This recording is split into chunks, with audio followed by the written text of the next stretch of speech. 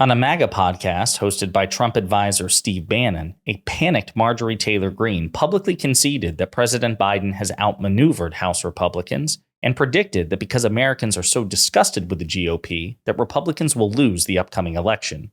Fingers crossed. But before we unpack all that, if you end up liking this video and you want to support the channel, please be sure to hit the like, subscribe, and alert bell before you go. I'd greatly appreciate it. All right, friends, we have a couple of clips to look at in this video, and both of them are from the most recent episode of War Room, which is a MAGA podcast hosted by Steve Bannon, a former Trump administration official, but he's stayed within Trump's orbit. He's one of Trump's foremost advisors, and rumors persist that he will actually be Donald Trump's chief of staff, which would effectively make him the second most powerful person in the country if Trump wins the presidency, which is terrifying.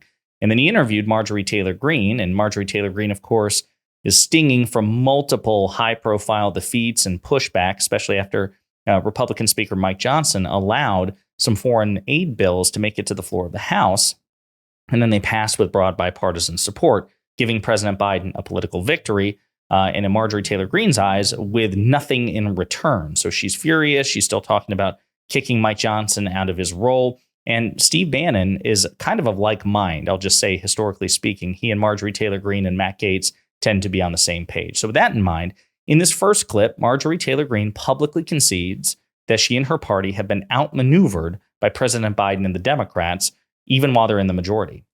Johnson's trying to sell you that he's actually Mr. Christian, Mr. Biblical worldview, and that this is what MAGA wants, this is what Trump wants, which is a total bald-faced lie, ma'am.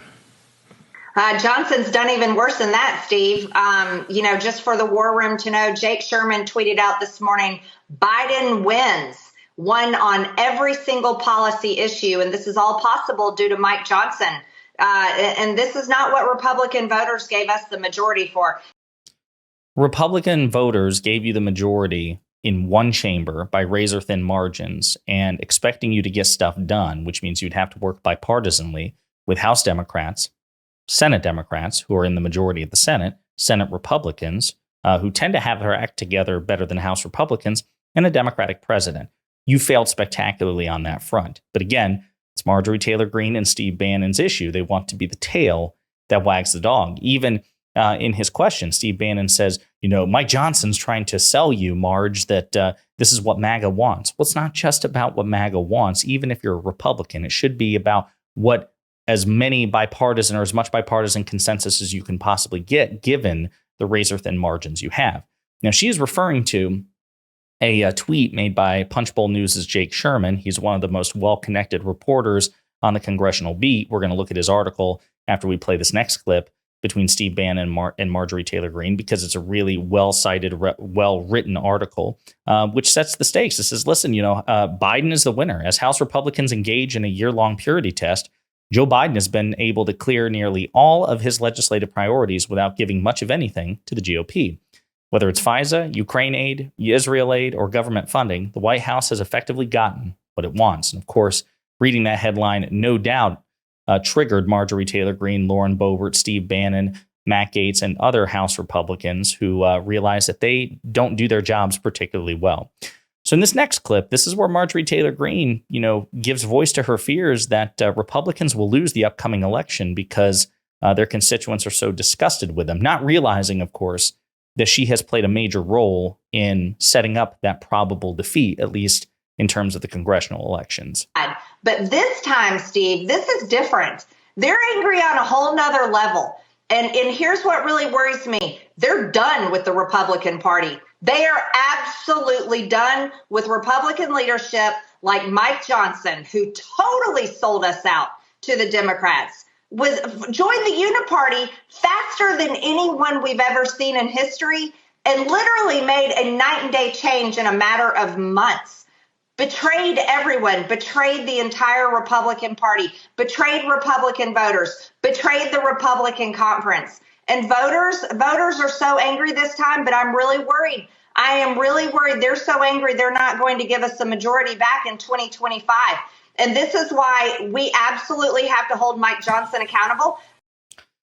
So she thinks that the way to stymie this probable defeat, which, I mean, it's not looking great for Democrats collectively. I mean, it's going to be a very, very tough battle for Democrats to keep their Senate majority, and the presidential race is effectively a neck and neck. But Democrats are favored to take back the House. And what she's saying is, listen, the only way we can possibly avoid that is if we trigger a motion to vacate, remove Mike Johnson from the speakership, and somehow magically impose our will on the majority of government, again, which makes no sense. So this is the article that Jake Sherman wrote.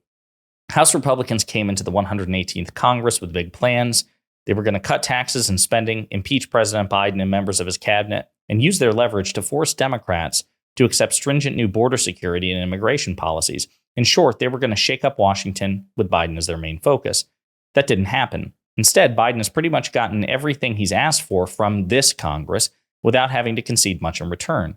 True, it's taken a while as the dysfunctional House slowly churned its way through the past 15 plus months.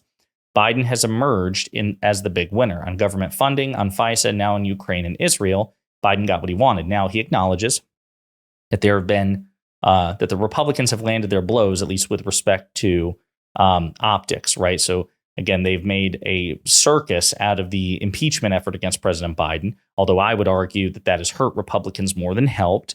The Afghanistan investigation showed a dangerous disconnect between the state and defense departments. Republicans have crushed the administration over its problems at the U.S.-Mexico border, forcing a shift in White House policy. I haven't seen much by way of White House policy. I know that they've talked about, President Biden potentially revisiting, executive orders, even though he believes that the courts would strike these executive orders down, given that that's exactly what happened when Donald Trump was the president, which is why so many people, including immigration experts, say it's actually Congress that needs to get involved and pass laws rather than rely on the president to try to solve this with executive orders, which will likely get shut down by the courts. But House Republicans paid a much higher price due to their internal discord and dissension. GOP lawmakers have ousted one speaker while another may be forced to turn to Democrats to remain in power.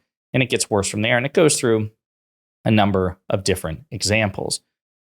Plus all the resignations, all of the announcements that incumbent Republicans are not seeking re-election, in large part because of what they see as dysfunction within their own conference.